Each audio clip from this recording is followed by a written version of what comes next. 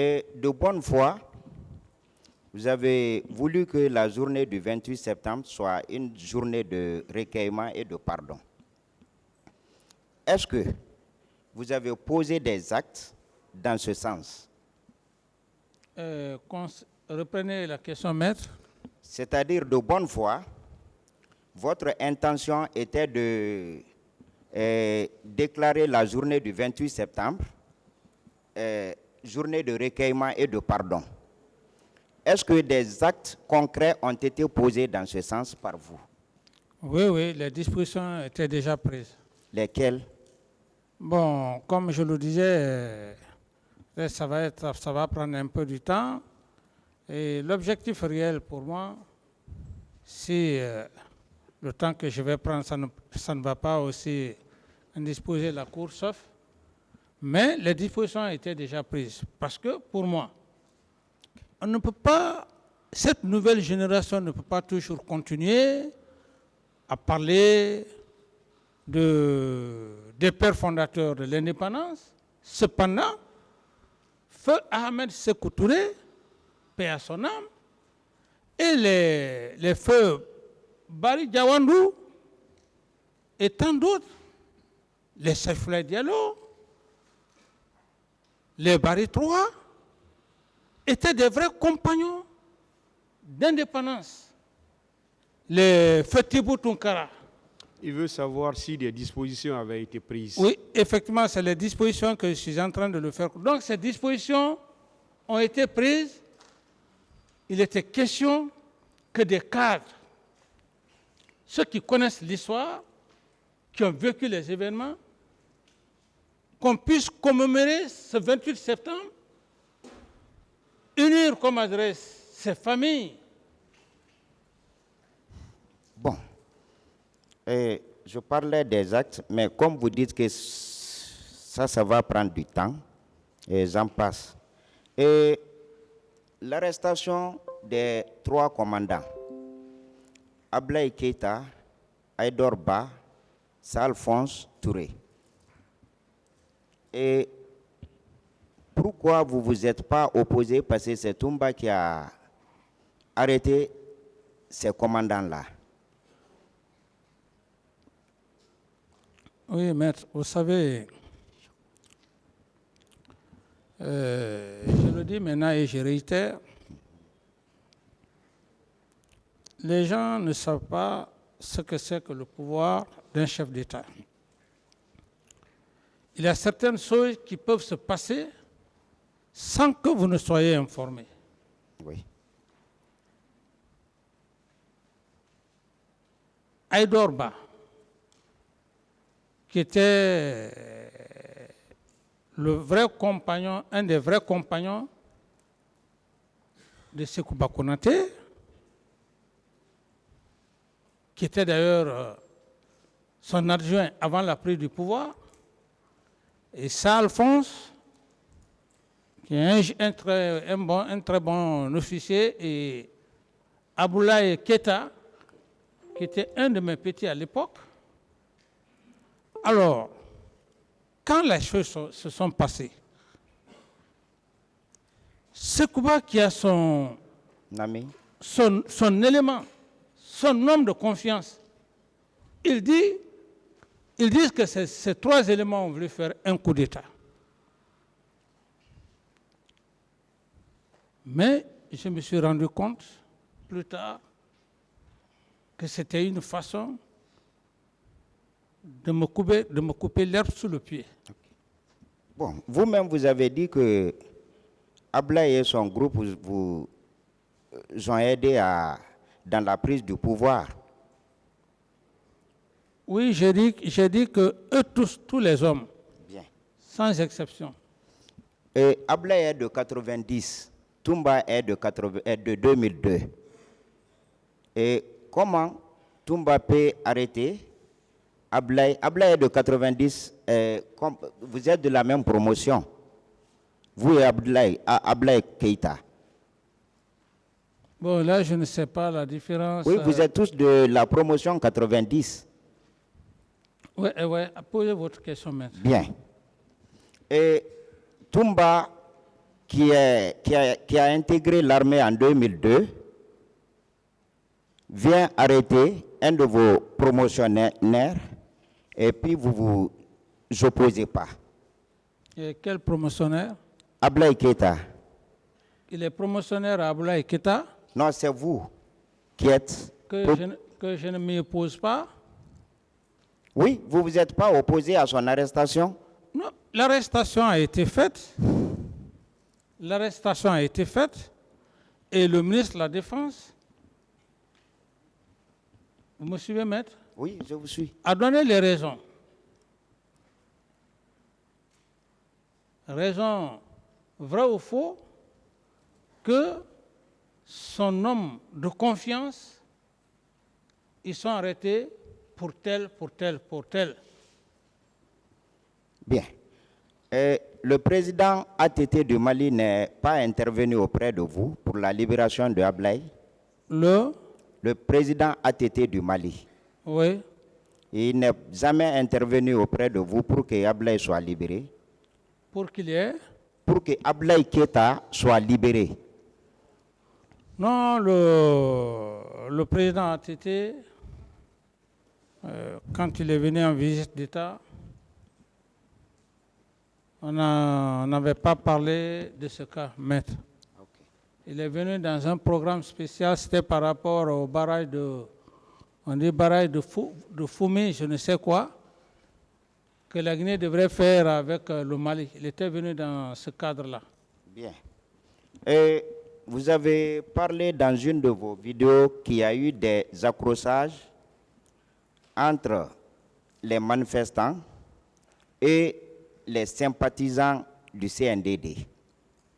Et ces sympathisants, c'était des civils qui ont été mobilisés ou c'était des militaires, les sympathisants du CNDD?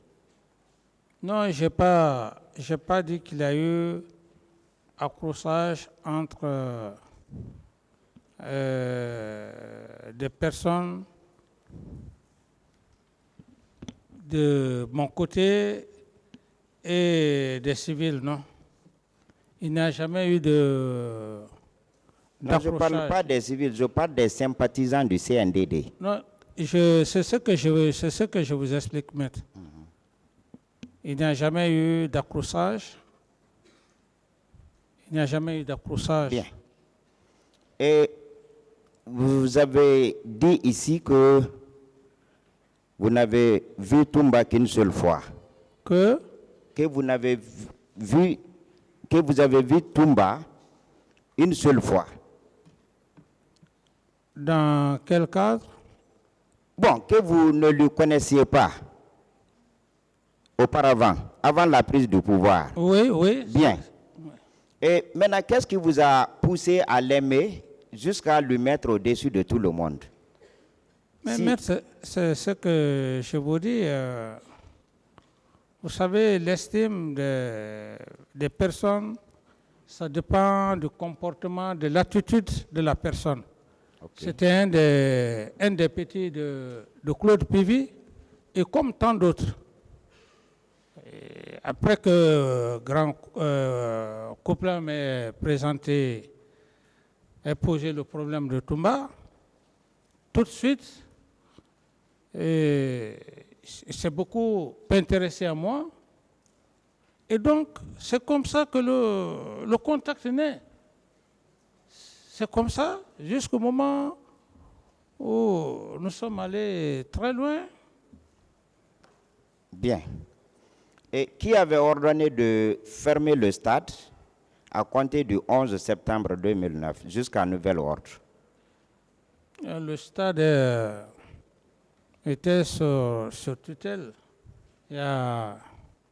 Vous pouvez peut-être demander à l'époque le directeur du stade ou sa hiérarchie qui avait ordonné de fermer le stade. OK. Et Général Baldé avait parlé des services de renseignement, que lui, il avait été informé par les services de renseignement qu'il y a une manifestation qui se prépare. est-ce qu'il vous a remonté les informations? Parce que vous étiez son chef. Oh non, à ce niveau, je n'ai pas eu ces informations. Bon, lui, il dit dans son PV qu'en sa qualité de chef d'état-major de la gendarmerie, qu'il avait été informé par les services de renseignement. Et à ce que je sache, vous étiez son chef aussi. Est-ce qu'il peut recevoir des informations des services de renseignement sans vous remonter ces informations-là? Oui, bon, ça peut s'expliquer. Et si c'est lui-même qui s'est déplacé en personne, mais lorsque vous faites ce qu'on appelle un BRQ, le bulletin de renseignement quotidien, que tous les chefs en ont besoin, si vous avez la malchance et que ça tombe dans la main d'une personne qui a de mauvaise foi, vous êtes coupé de toutes les informations. Voilà. Bien. Et même si vous étiez son chef. Oui, mais c'est ce que je vous dis. Les informations, c'est quotidien. Bien. Vous pouvez les avoir tout comme vous pouvez ne pas les avoir aussi. Bien, il dit qu'il a pris part à une réunion au chef d'état-major des armées. Et il vous a fait le compte rendu où le chef d'état-major des armées vous a rendu compte. Non, du moment, c'est ce que j'avais dit, j'estime hier. J'ai dit que lorsque le chef d'état-major général des armées convoque ses chefs d'état-major particuliers, y compris la gendarmerie, il est libre de les convoquer à n'importe quelle heure. Il n'a pas besoin de demander l'avis. Il peut peut-être demander le ministre s'il le veut, s'il le veut bien. Mais il convoque ses chefs d'état-major particuliers et puis il s'entretient avec eux. L'urgence qui est là, il peut faire remonter au ministre de la Défense ou au chef de l'État quand il le veut. L'essentiel pour le chef d'état-major, que sa mission se passe bien. Bien. Le ministre, certainement, il a remonté l'information au ministre de la Défense. Et lui, à son tour, il ne vous a pas remonté? Non, à ce niveau, je n'ai pas reçu un compte rendu et je ne sais même pas quel jour, quelle heure. Et tous les chefs d'état-major particuliers, en l'occurrence la gendarmerie, la police, qui sont chargés dans le cadre du maintien d'ordre, je ne sais pas à quelle heure, quel jour, il s'est entretenu avec ses chefs d'état-major particuliers. Okay. Et il a dit que à cette réunion,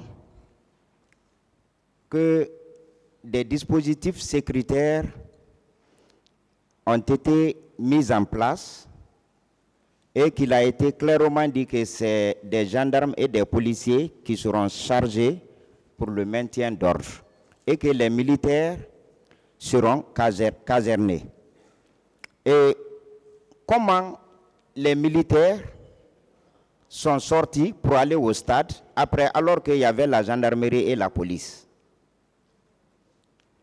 C'est la question, maître? Oui. C'est ce qu'on appelle dans notre jargon militaire l'indiscipline. Okay. C'est-à-dire la désobéissance. Quand on désobéit le chef, les ordres, c'est ce qu'on appelle l'indiscipline. Maintenant, à un certain degré, c'est le qualificatif. Bien. Lorsque des consignes ont été données et que certains militaires aient violé ces consignes, c'est de l'indiscipline pure et simple. Donc, ce qui veut dire que les militaires étaient casernés. Oui, par rapport effectivement à la décision du chef d'état-major général des armées.